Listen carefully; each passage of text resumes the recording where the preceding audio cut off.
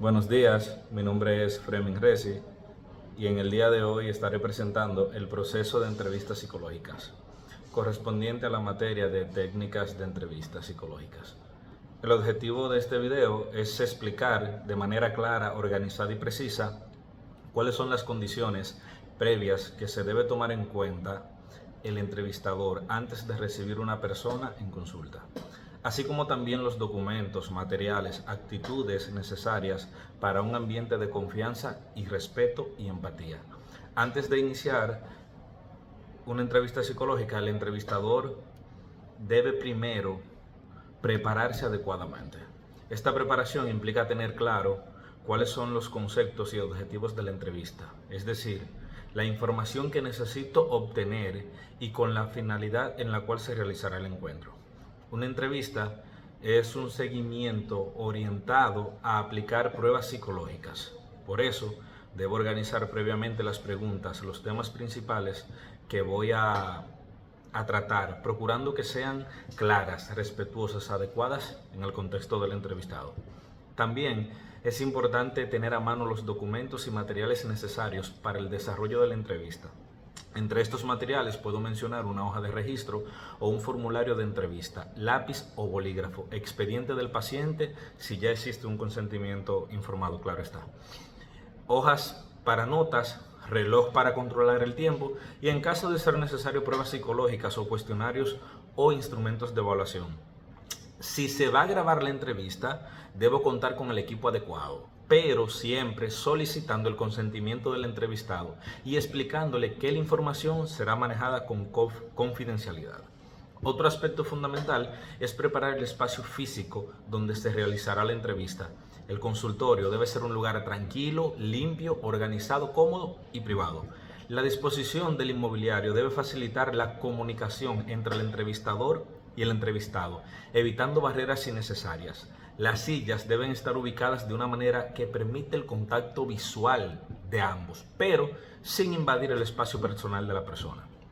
La iluminación debe ser agradable, preferiblemente suave, y el ambiente debe transmitir calma, seguridad y serenidad. Además, es importante reducir ruidos o distracciones que puedan afectar la concentración durante la entrevista. Al recibir al entrevistado, debo hacerlo con una actitud amable, respetuosa y profesional.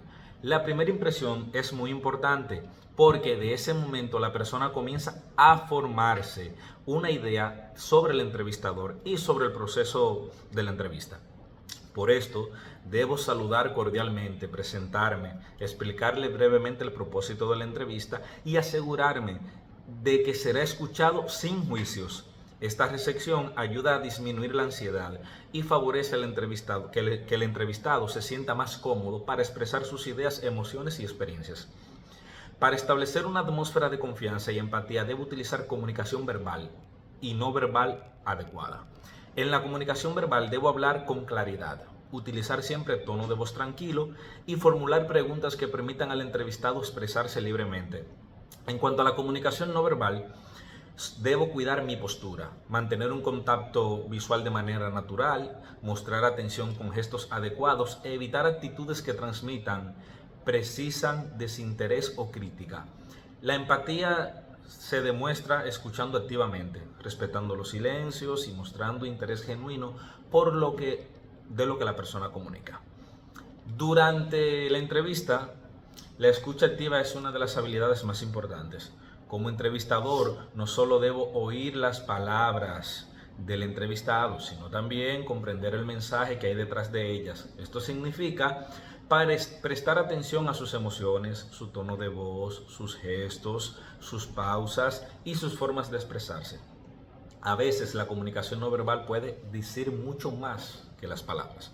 Por eso, debo observar cuidadosamente sin interrumpir de manera innecesaria.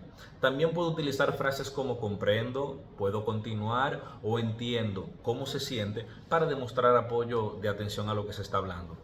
Otro punto esencial es el registro de la información. Durante la entrevista debo tomar notas de los aspectos más relevantes, como datos personales, motivo de la consulta, antecedentes importantes, emociones expresadas, conductas observadas y cualquier información significativa para el proceso psicológico. Sin embargo, debo hacerlo de manera discreta, no romper la conexión entre el entrevistador y el entrevistado. También debo explicar que el registro de información tiene como finalidad organizar mejor los datos y brindar una atención más adecuada, siempre respetando la confidencialidad. El manejo del tiempo también forma parte de una buena preparación para la entrevista.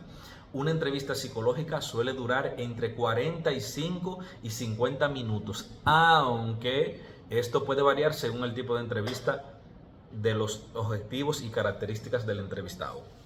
Como entrevistador, debo administrar el tiempo de manera muy equilibrada, permitiendo que la persona se exprese, pero también guiando la conversación para cumplir con los objetivos ya preestablecidos por el entrevistador. Es importante no apresurar al entrevistado, pero tampoco permitir que la entrevista pierda su dirección principal.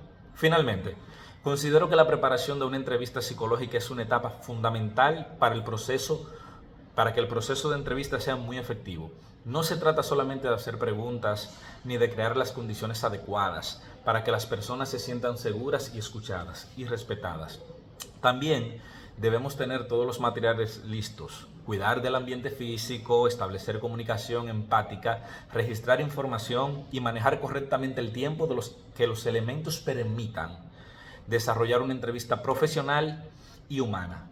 Como futuro profesional entiendo que una buena entrevista requiere de una preparación previa y de una responsabilidad ética y un compromiso moral por el bienestar del entrevistado. Gracias.